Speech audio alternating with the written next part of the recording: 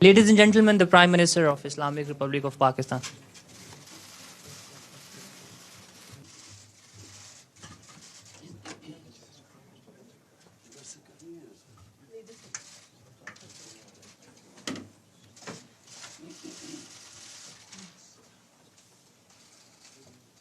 On? On? Oh, you start.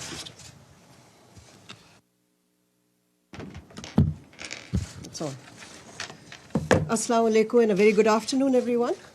It's my great honor to have Prime Minister Imran Khan and Foreign Minister Shah Mahmood Qureshi today addressing a presser at the UN. So, without much ado, I will hand over to the Prime Minister. Bismillah ar-Rahman ar-Rahim. The main reason I came to attend the United Nations General Assembly was to highlight the plight of people of Kashmir. There are a lot of problems. We are trying to fix a lot of things. Pakistan faces challenges, and so therefore I would not really have come out at this time. But I came out to New York only because I felt that unless we highlight what is going on in Kashmir, the world is not going to know. Neither will the people know the oppression that is going on, nor will the world understand that this is just the beginning. It's going to get worse. And there's a potential that two nuclear-armed countries will come face to face at some stage. So hence, I felt that it is extremely important that we highlight what is happening in Kashmir amongst the world leaders and a forum like the United Nations General Assembly. Today, 50 days, people of Kashmir have been locked down by 900,000 soldiers. For 50 days, there's no news coming out of Kashmir. There's a total news blackout. I have met Kashmiris in New York who have complained that they can't get in touch with their families. They don't know what's going on. We know of mass arrests. We know that the entire leadership of Kashmir, even those leaders who were pro-India, who wanted to be part of India, even those Kashmiri leaders are now somewhere in jail in India. We know that young people, boys, have been picked up. We know that the hospitals are not functioning. One of the members who came to see me, who belongs to Kashmir, told me that his relative suffers from dialysis, has kidney problems, so has to have dialysis, and he's fearing for his life. So basically, my whole point of saying of coming here was to highlight this. This is unprecedented. 8 million people in an open jail is unprecedented in this day and age. And then this nonsense that this is a part of India, so the world should stay out. Just to remind the world that there are 11 Security Council, UN Security Council resolutions that recognize Kashmir as a disputed territory and which gave the right to people of Kashmir the right of self-determination through a plebiscite to decide their destiny. That right has been given to the people of Kashmir. For 70 years, this plebiscite never took place. And then unilaterally, this BJP government has annexed Kashmir. They have gone against their own constitution. They've revoked the constitution of Article 370. And so what we fear now, I mean, the next point is what is going to happen. What we fear, and which is the stated aim of the BJP government, that they will change the demography of Kashmir. To change the demography of an occupied piece of land is against the Fourth Geneva Convention. It's considered a war crime. And secondly, the biggest worry is what happens once the curfew is lifted. We fear with 900,000 soldiers there will be a massacre. And that's also what we are trying to tell the world community, that they must act on it. And my other fear is that India, for whatever is happening in Kashmir, will blame on Pakistan. Last February, there was a Kashmiri boy who blew himself up on an Indian military convoy. The parents of the boy said that he was radicalized by the security forces on some checkpoints or something. Nothing to do with Pakistan. Yet Pakistan was immediately blamed for it. I went on air and said, if you give us any proof that Pakistan is involved, we'll take action. Before any proofs could come, the Indian jets arrived. They bombed us. In retaliation, Pakistani jets went and bombed India. On their way back, they were chased by 2 Indian jets who were shot down. Immediately, we returned the pilot who fell in Pakistan, and we returned to India. But unfortunately, that was treated not as a gesture of peace, that we didn't want escalation between 2 nuclear-armed countries. It was taken as a sign of weakness, how we were scared of the might of India. And the sad fact is that unfortunately, India today is governed by a racist, a Hindu supremacist, a party, RSS, which was banned in India 2 or 3 times as a terrorist organization. RSS was responsible for the assassination of Mahatma Gandhi. Prime Minister Surendra Modi, who is a life member of RSS, was responsible for the pogrom which took place in Gujarat, where 2,000 people were butchered, burnt, under his chief ministership, and for 3 days the state did not do anything. 150,000 people became homeless, Muslims became homeless.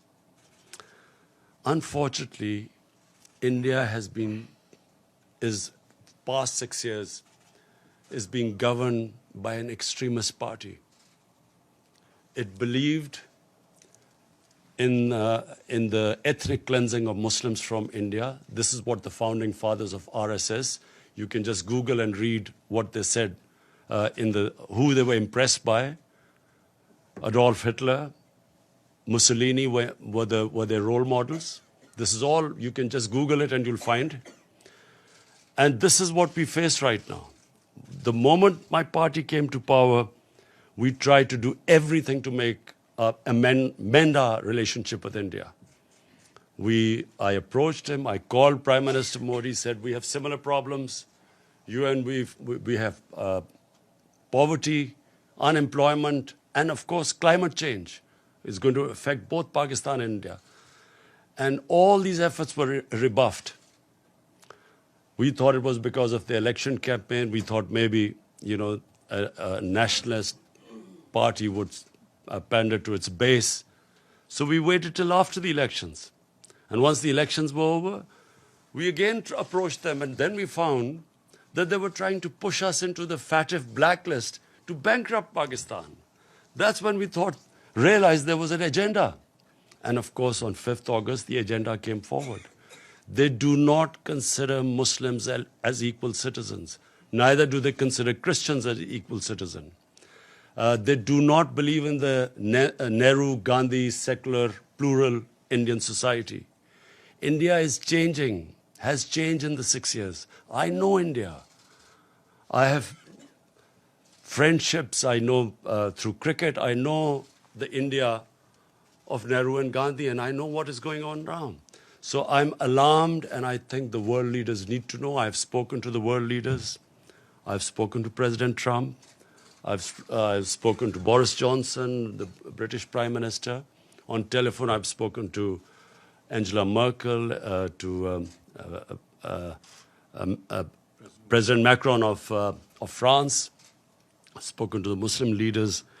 And this is the time for world to act before this goes too far. Because this is the first time after the Cuban crisis, two nuclear-armed countries are going to come face to face. And what we fear is already the statements that are being given, that terrorists are being lined up on the borders of Kashmir, waiting from Pakistan to go inside. What sort of a nonsense is this? What possible benefit is Pakistan going to have now sending in terrorists when there are 900,000 security forces there? All that will happen is that there will be more oppression on the people of Kashmir. Why would we want to? What will be achieved from that except Pakistan will be blamed, and secondly, there will be more oppression of the people of Kashmir. But this is typical. I've heard Prime Minister Narendra Modi talk about this, that Pakistan should stop terrorism. What is worse than this sort of state terrorism that is going on? How can anyone justify 8 million people locked up inside? What justification could there possibly be for this? For 50 days? Meeting cancelled here. Anyway, I hope that, by the time I leave here, I will be able to apprise everyone of the situation. I also want the United Nations they have a responsibility. After all, it is the United Nations Security Council resolution that gave the Kashmiris the right of self-determination. And what is happening to them right now, responsibility lies on the United Nations too. And also, I think, finally, of the world leaders, the big countries, the powerful countries, I would urge them to look beyond big markets. There are certain, if this thing goes wrong, the effects will go way beyond the borders of the subcontinent.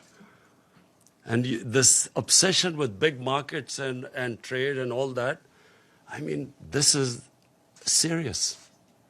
And I again repeat, we do not know what will happen after the curfew is lifted.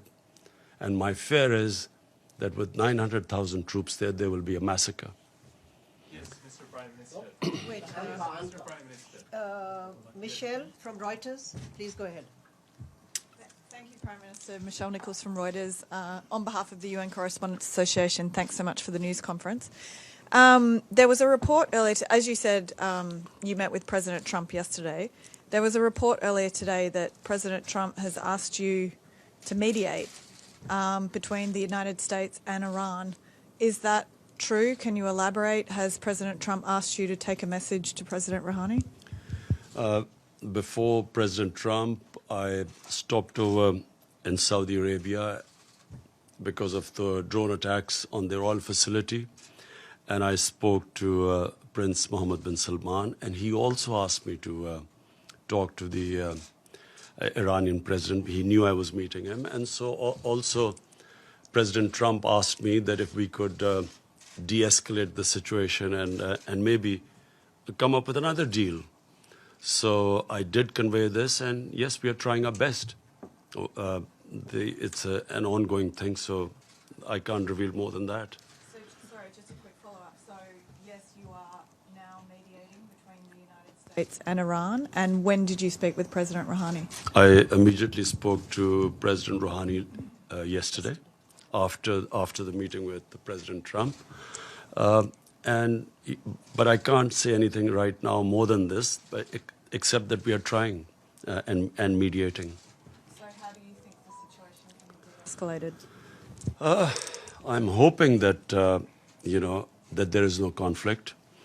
You see, I do not believe that conflicts actually resolve anything. I mean, we have the situation in Afghanistan, and here's me on record saying that I was anti this the whole war in Afghanistan and Pakistan becoming part of this war. And I was told both times that, look, the war in Afghanistan will be over in a few weeks and Pakistan will only be involved in it for a few weeks. So, 19 years down the line, we have a situation. Again, by the way, we are still hoping. I've spoken to President Trump. We are trying now to get the talks restarted between Taliban and the Americans. And hopefully, if the deal is signed, which was almost about to be signed, then I would try and meet the Taliban to convince them to talk to the Afghan government then. Because until now, that's where the hitch was. Taliban were talking to the Americans, but not to the Afghan government. So Pakistan is affected by this, by all the turmoil in Afghanistan. We desperately want there to be peace, also for the sake of people of Afghanistan. Also, this would be a tragedy for not just Pakistan, but I mean for all developing countries with their budgets being affected if this war takes place and the oil prices shoot up. It's going to cause much more poverty, so we'll try our best in both cases. Thank you. James, Al Jazeera, and after this, if I can't identify somebody, please identify yourself before you ask a question. James, go ahead. James Bays from Al Jazeera. On Kashmir, I've heard absolutely everything you've said, but I still want to ask this question. You're here in New York. Prime Minister Modi is here in New York. You both had meetings with President Trump. Is there a possibility of face-to-face diplomacy? Is there a chance for diplomacy on Kashmir? Look, before 5th August, Pakistan tried everything. I spoke to President Modi too, saying we have similar problems. Our problem is poverty, above anything. The responsibility of the head of state above anything is to get people out of poverty. And conflict is one that creates poverty. And sadly, as I said, there was no response. Now, after the 5th of August, I'm afraid what is the point of talking now? What they had done to Kashmir, unless and until they lift the curfew and then restore that Article 370, there's no chance of talking. So that's why we've asked President Trump and other world leaders to intervene. The lady in pink right here. Thank you very much. Mr. Prime Minister, you're a man of enormous sophistication, and you're aware, I know, that there are very often forces behind the kinds of conflicts you're facing now. You have mentioned the Security Council. Now, one of my concerns, if this issue becomes before the Security Council, is there has been a tendency to attack Islamic countries, Iraq, Libya, and now Syria. And wouldn't it be risky to get the Security Council, with its multiple interests conflicting, involved in this? What would your expectation or hope be? Look, I mean, if ever the Security Council has to move, it's now. And I'll say for two reasons. One, the people of Kashmir are suffering simply because the Security Council could not implement its decision to allow them the right of self-determination. The 11 resolutions. So it's their responsibility. 8 million people are locked inside for 50 days. It's inhuman. So what is the Security Council for then? Second, this has a potential of the unthinkable. Two nuclear-armed countries face to face. Surely the Security Council came into being to stop this. I mean, this is as bad as it gets. Yeah. So here's me, the reason I started by saying, I would not have come out of Pakistan because, we are just about coming out of a really difficult economic situation and governance issues and fighting a corrupt mafia. I would not have come here. But I'm alarmed because here's me, there's one prime minister that side, there's one this side. A sane mind can't think of a nuclear war. No sane mind can think of it. We grew up after the Cuban crisis, and all of us sort of knew that the Cold War war was there because the other war was unimaginable. But when you have what you have in India right now, and I say this who knows India, this is an ideology, a racist ideology, which believes in the supremacy of a Hindu race. The other races are not supposed to be equal. How do you reason with them? How do you reason with what they've done in Kashmir? I mean, would you expect a civilized society to do what they've done? I'm locked in, 8 million people. So therefore, I'm worried that if this goes on, there can easily be a miscalculation. And that's why the United Nations must act. Mr. Prime The lady in the white suit at the back, please identify yourself. We'll come to you, Mateen, in a minute. Let's just take some Anka members. Thank you very much. My name is Nazira Azim Karimi. I'm Afghan journalist. Mr. Khan, as Afghan people have a high expectation from you, because you're peace ambassador, you are very famous soccer player. No. Cricket. Ball game, more or less the same. Ball is involved. As a peace ambassador, which role Pakistan should play to bring Taliban and the table to make negotiation with the Afghan government? What is the reason why they don't want to talk with Afghan government? Thank you. Well, this was a sticking point, as you're right, that the Taliban were willing to talk to the Americans, but not to the Afghan government. And at one point, the Taliban wanted to meet me, but I asked the Afghan government, and they asked me not to meet them. So the reason they said was that until President Ghani came to Pakistan, only then afterwards I should meet them. So I was planning to meet them once they had signed the deal with the Americans, and I would have met them for only one reason, that they should now talk to the Afghan government. But unfortunately, on a tweet, we found out that the deal was off. But, it's very sad because that was very close. And once the deal was made, then, the progress would have been made. But let me just be clear. There is no military solution, which is what I've been saying for a long time. And once the Afghans get together, they will find a solution. It must be, if the government sits down with the Taliban, they'll find a solution. But it's a question of getting them there. Iftikhar, APP. Thank you, Mr. Prime Minister. Iftikhar Ali from Associated Press of Pakistan. For weeks, you have been calling for lifting of siege in Indian occupied Kashmir. And in this connection, you have met representatives of international humanitarian organizations. What is it that prevents them to carry out their mandated task of providing relief to the Kashmiri people and to visit the prisoners, which they are mandated to do?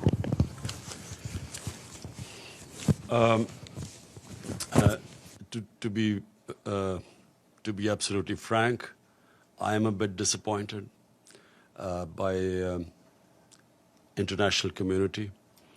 I'm disappointed first because, if 8 million Europeans were put under siege like this for 50 days, or Jews were put under siege, or Americans were put on siege, well, forget Americans, even 8 Americans were put under siege, but I'm talking about any other. I mean, would the reaction have been the same?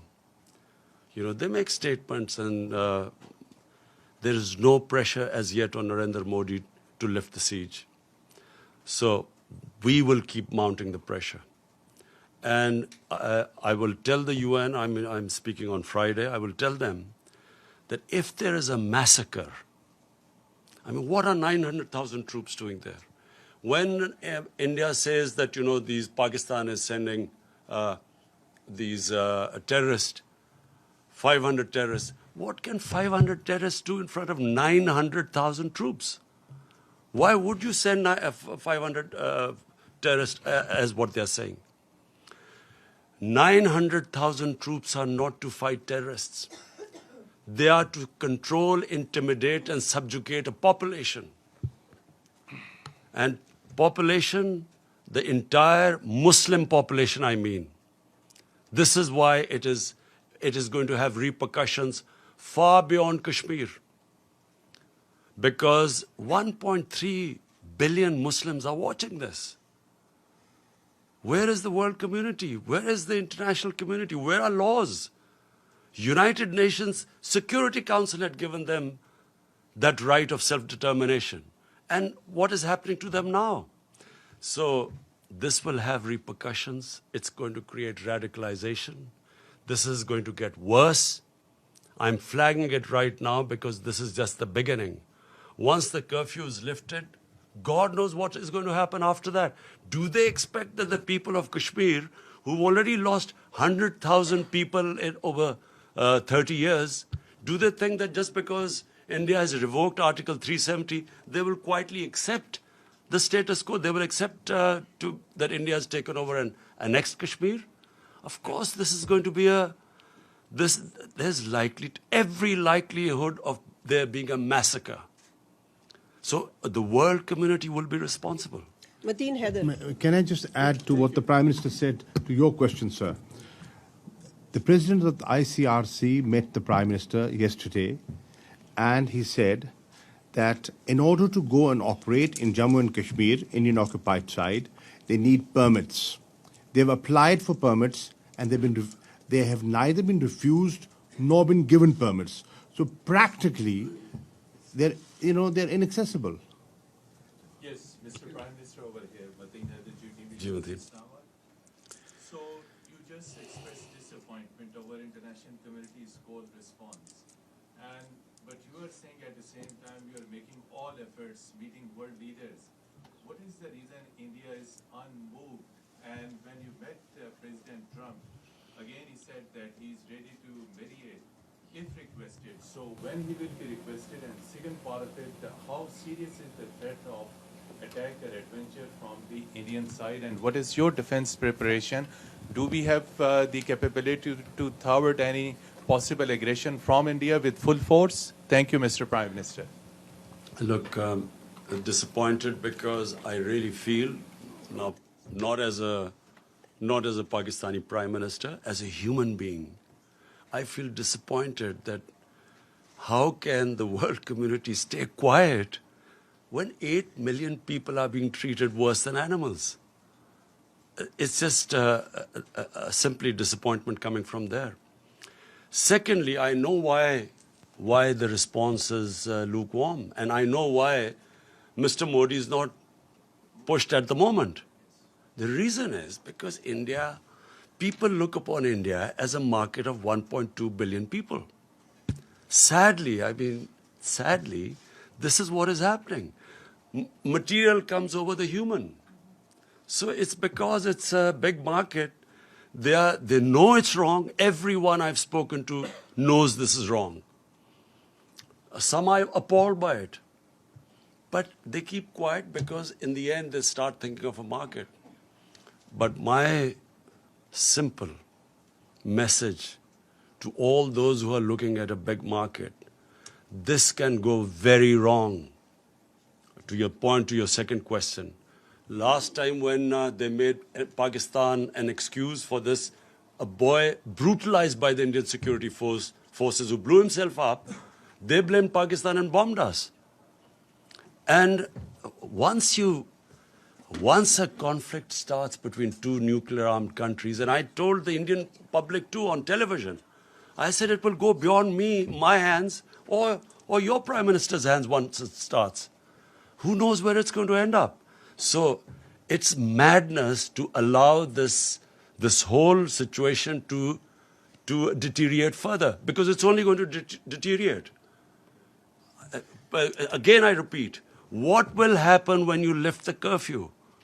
What is going to happen? What do they think that the Kashmiris, after how they've treated them, are they going to quietly now accept India, that India has taken over Kashmir and they'll accept it? I fear there's going to be a bloodbath.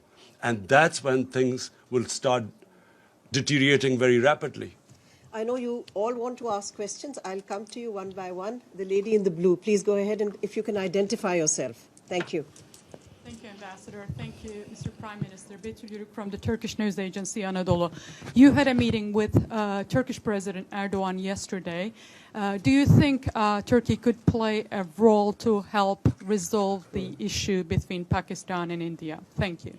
Well, first of all, I really want to thank President Erdogan for mentioning today Kashmir in his speech. We really feel that I hope that after him more leaders take his lead and at least ask India to lift the siege. We have a very, very good relationship with Turkey, and President Erdogan is coming over to Pakistan next month, which we hope to receive. We hope to increase our trade, all sorts of, we're going to have financial agreements with Turkey. And yes, we are very thankful that the President has taken a very principled stand. Please go ahead. We'll come to you, sir, in a minute. Thank you. Thank you for the press conference, Mr. Prime Minister. My name is Ibtisam Azim from the daily Arabic Al Arab Al Jadid newspaper. My question to you is, you said that you will keep mounting the pressure. Could you tell us which steps are you going to take? And then to which extent are you afraid that the situation of Kashmir will be very similar to what's happening in the occupied Palestinian territories, where you have a lot of resolutions, a lot of sympathy, but on the ground there is no concrete steps to help the local people. Thank you very much. You see, just like until the Palestinians are given a just settlement, there will always be a problem there. But, you know, of course, Israel is very powerful and probably at the peak of its might. And so for the time being, they've put a lid on it. But eventually there has to be some settlement there, with a just settlement where the Palestinians have a homeland. I think that Kashmir is going to be a bit different. For 30 years, people of Kashmir have wanted, this freedom movement has grown. Today, the act done by the Indian government of shutting people in their homes for 50 days has alienated the entire spectrum of Kashmiri public. There were times people who were pro-Indian and who were, as I say, there were Kashmiri leaders like Umar Abdullah and Mehbooba Mufti who were pro-India. Today, no one will be able to ever get a vote in Kashmir who's pro-India because of what they've done. And they've actually, what the BJP government has done is it has actually told the Kashmiris that you're not equal human beings. They do not consider them human beings. Only, hence, a mindset can put people inside what they've done, and not thinking through what happens once the siege is lifted. I do not think Narendra Modi knows what's going to happen. The gentleman right here. Yes. After this, we are going to have an OIC summit meeting. We will gather all the Muslim countries simply for one thing. The only reason the people of Kashmir are being subjected to this is because they're Muslims. And this is resonating in 1.3 billion Muslims. And it's very important for Muslim world to play its part, because they're only suffering because they're Muslims. The Hindu Kashmiris are not suffering. And that's why it is important for them to take a stand. Because if the Muslim countries don't take a stand for whatever reason, for their own trade or whatever agreements, that's what leads to radicalization, when the governments do not express the wishes of the people and when they see injustice. So I hope that, the Muslim countries, we will have the OIC meeting next month. Joseph Klein of Canada Free Press. You've been quoted as saying that Pakistan had originally trained al-Qaeda forces, and also that you regretted the decision by the Pakistani government after the 9/11 attack to side with America against what would then refer to as terrorists. what assurances have you given to President Trump that Pakistan will indeed help in the fight against terrorists, including within Pakistan, that are aligned with the Taliban? Because I believe the second in command in the Provisional Transition Commission or Council that was being considered has significant ties with the terrorist organization in Pakistan. So what kind of assurances are you willing to give? Let me, what I said, and let me explain it in the exact context which I spoke. 1979, the Soviets invaded Afghanistan. 1980-81, the Americans decided to back Pakistan, back the freedom struggle in Afghanistan. And in 80s then, jihad was declared against the Soviets, and Muslims from all over the world were invited to participate in the jihad, means a freedom struggle for Afghanistan against the Soviets. Amongst them were Al-Qaeda. All these different organizations, Mujahideen groups, all arrived in Pakistan to defeat the Soviets in Afghanistan. And of course, Pakistan trained them, but they were funded by the Americans, by the Western countries, because all the Western countries backed the Afghan jihad. So my whole point was that then Mujahideen, who were doing, the Russians would call terrorism, but then we would call them freedom fighters. They were trained in the art of guerrilla warfare, which the Russians called terrorism. And so when the Soviets left, my whole point is that the United States also packed up and left. And we were left with the groups.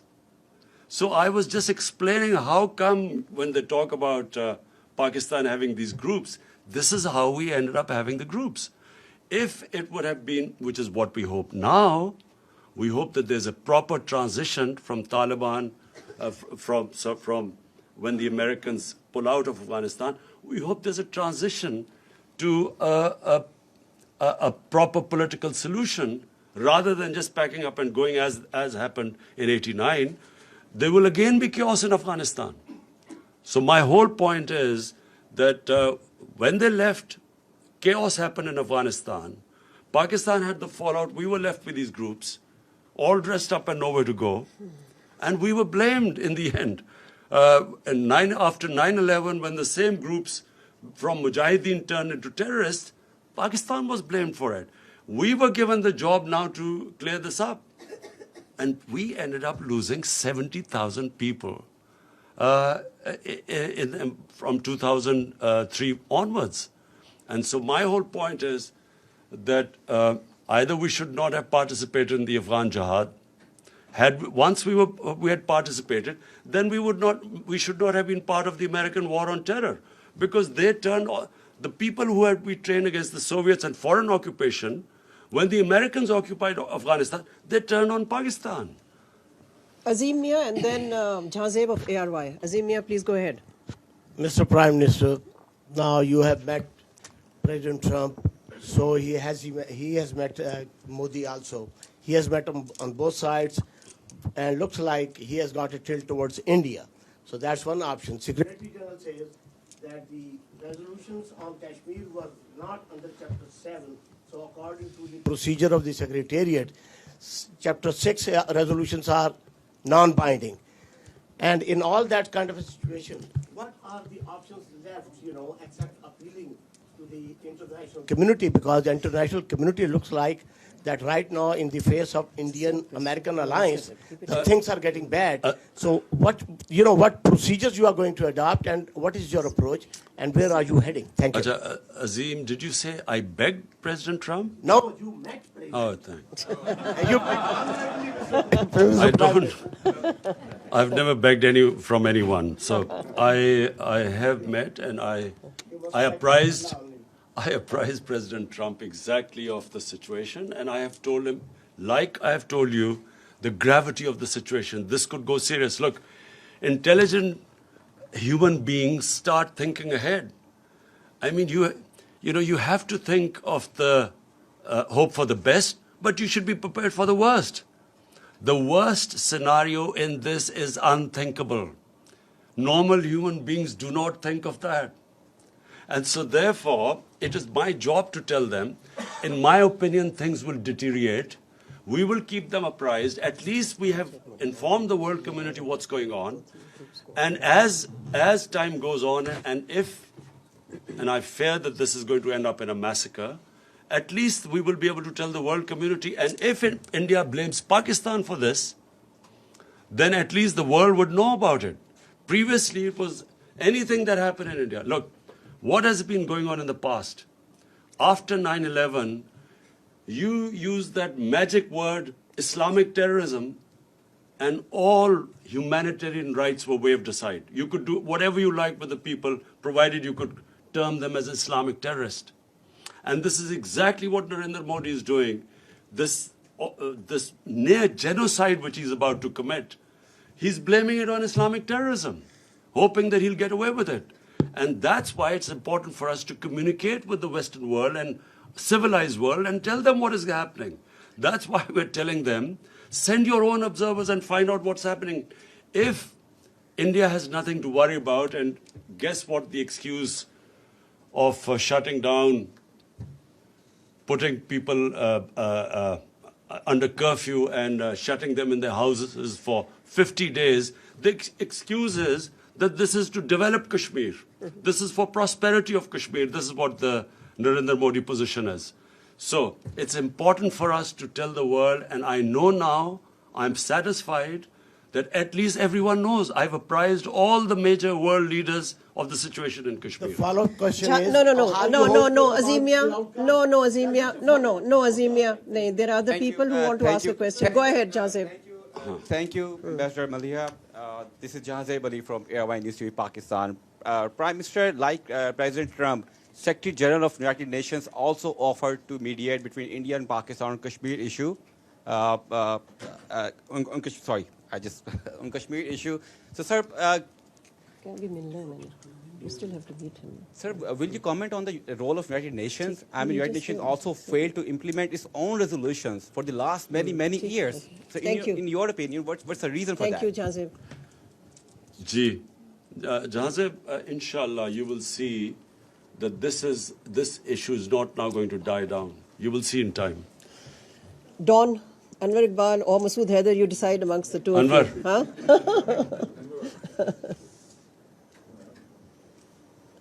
Sorry. I have a very brief, very simple question. You are here, met world leaders, you'll be speaking in 2 days, and you'll go back.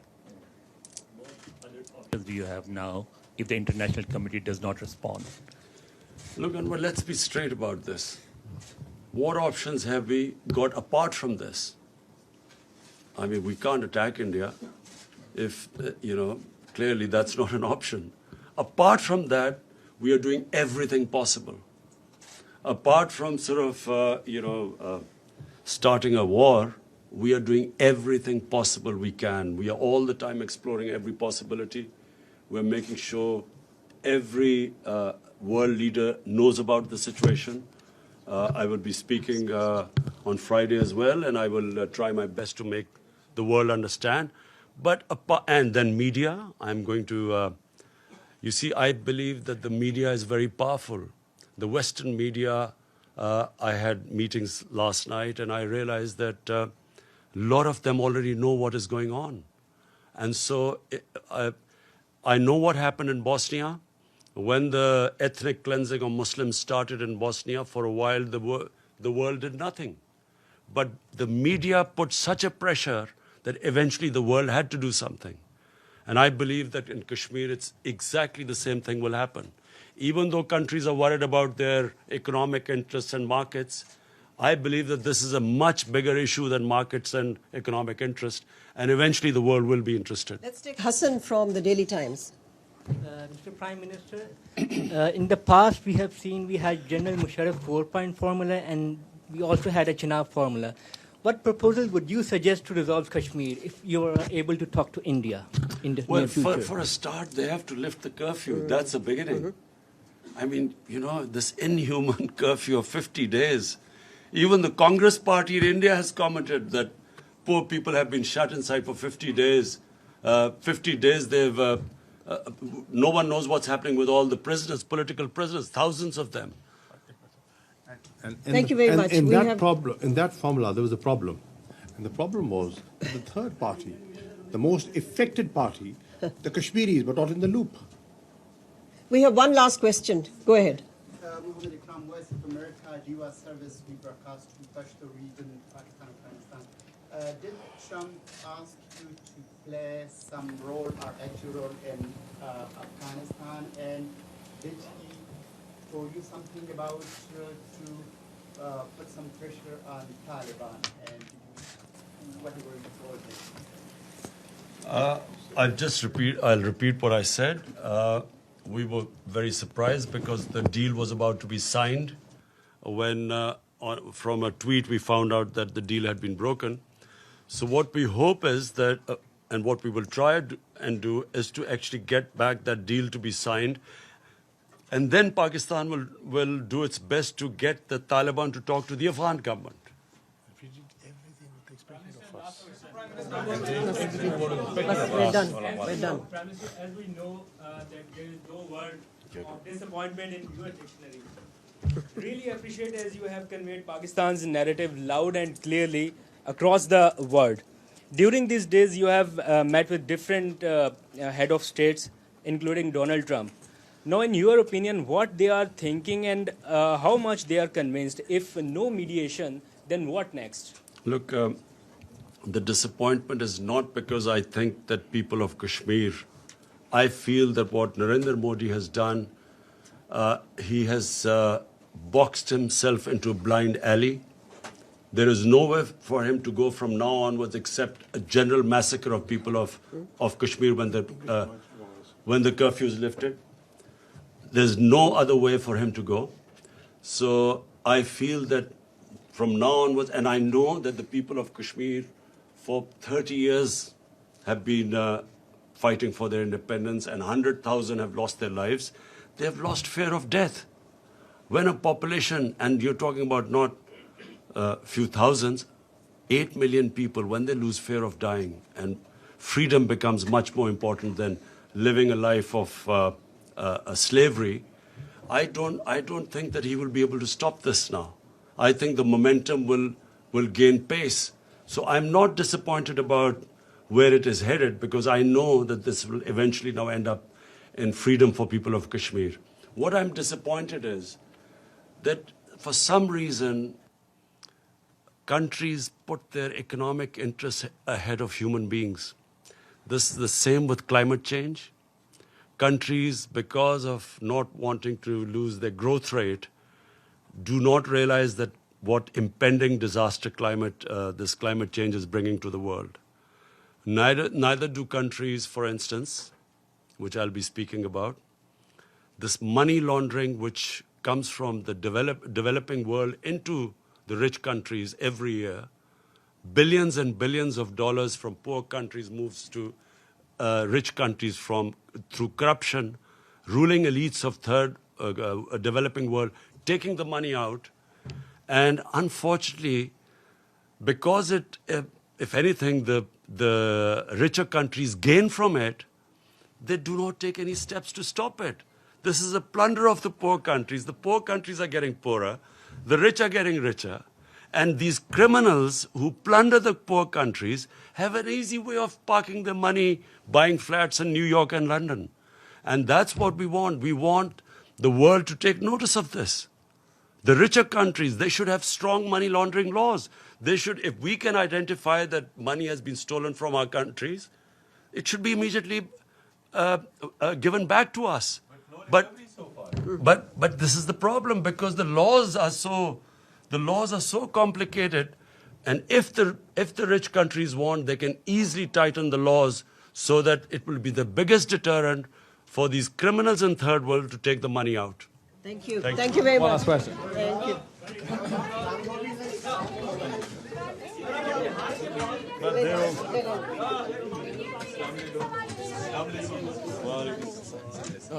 है वो allowed तो होता नहीं है फिर Pakistani media का allow करते हैं नरेंद्र मोदी के उसमें इंडिया मीडिया थर्ड ग्रेड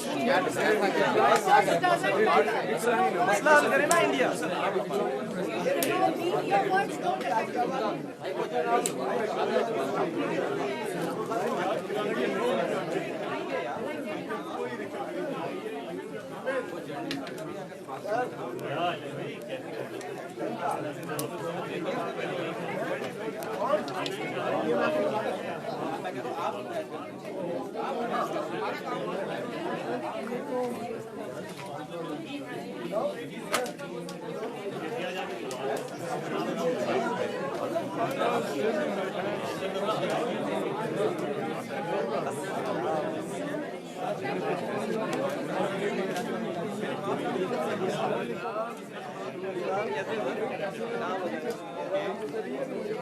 एक ही